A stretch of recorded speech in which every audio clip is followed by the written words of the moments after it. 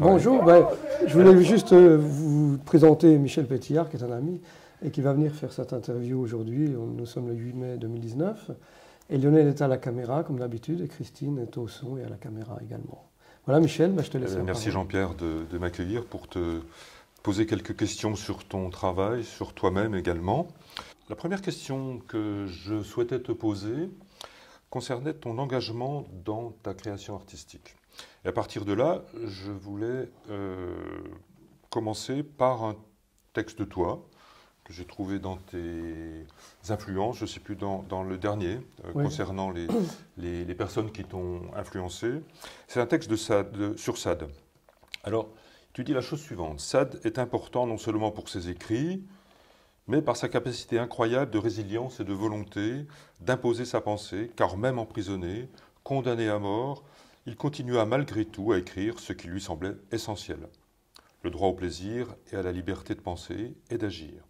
C'est un grand exemple pour moi et sans doute pour beaucoup d'artistes, car très fréquemment, nous sommes confrontés à des difficultés financières terribles, mais également au problème de manque de lieux, de diffusion pour pouvoir montrer notre art, la peinture, qui est victime de l'ostracisme hégémonique, esthétique et dogmatique de la politique culturelle française imposée par ses représentants.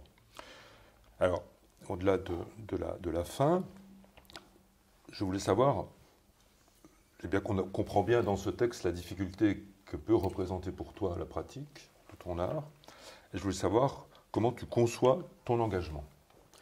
Oui, c'est sûr que nous sommes toujours en état de résilience quand on est artiste. C'est plus ou moins difficile suivant les pays dans lesquels on vit. C'est ça.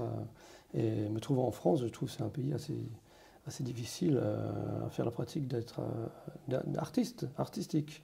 Et je voudrais rebondir sur Sade, parce qu'il s'en est pris aux religions, à tout ce qui enfermait la pensée humaine.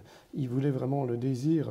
Bon, c'est ça un peu une caricature de la volonté d'extase, mais malgré tout, je pense par exemple, pour revenir à l'actualité, que dans les révolutions arabes, il leur manque un philosophe comme Sade. Je pense on sait très bien que la Révolution française a été possible grâce à l'esprit des Lumières, donc il faut réfléchir à ces choses-là. Ouais. Et dans ma pratique artistique, je suis un peu subversif, c'est sûr, je pousse un peu le bouchon de la sexualité et du plaisir en opposition à une société complètement bourgeoise, embourgeoisée. Mmh. Mais au-delà de ce que représente Sade en termes d'idées, de force, de progrès, on va dire ça comme ça, est-ce que tu fais référence à lui par rapport à un engagement, à l'engagement dans l'art, avec les difficultés que ça représente pour un artiste. Oui. C'est-à-dire, il y a un moment donné où on doit pouvoir se poser la question, est-ce que je continue, est-ce que je ne continue pas? Parce que c'est difficile. Bien sûr, oui. C'est difficile. Alors, ce que je voulais savoir, c'est dans ta vie, je crois que je l'ai parfaitement bien compris en lisant divers écrits de toi, et tes références, on a bien compris que l'art, ton art, c'est toute ta vie. Oui, c'est toute ma vie, et si je n'avais pas l'art, je ferais autre chose. C'est vrai que c'est quelque chose qui me passionne, bien sûr. Ça me passionne, oui, oui. C'est une passion, et c'est un engagement, bien sûr. C'est physique, c'est moral, oui, bien sûr, oui, oui. C'est un engagement. C'est un engagement, oui. Oui, oui. Mais je veux dire, c'est un engagement total. Oui. Mais bon, après, j'ai fait d'autres choses aussi dans ma vie, mais c'est l'engagement qui me procure le plus de plaisir aussi. Et je pense qu'un être humain, c'est quelque chose qui peut se révéler à lui-même au travers d'une société, au travers d'une pratique artistique. Par exemple, je me sentais beaucoup plus humain à New York qu'ici. Je me sens un peu renfermé sur moi-même.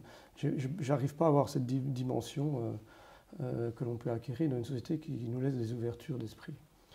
Et pour moi, être artiste, c'est avoir une liberté d'esprit, une volonté de développer sa conscience aussi. Oui, le monde. Oui, oui, d'accord. Ça, je comprends bien ta définition, ton statut d'artiste, bien sûr, je le comprends. Enfin, j'essaye de le comprendre en tout cas.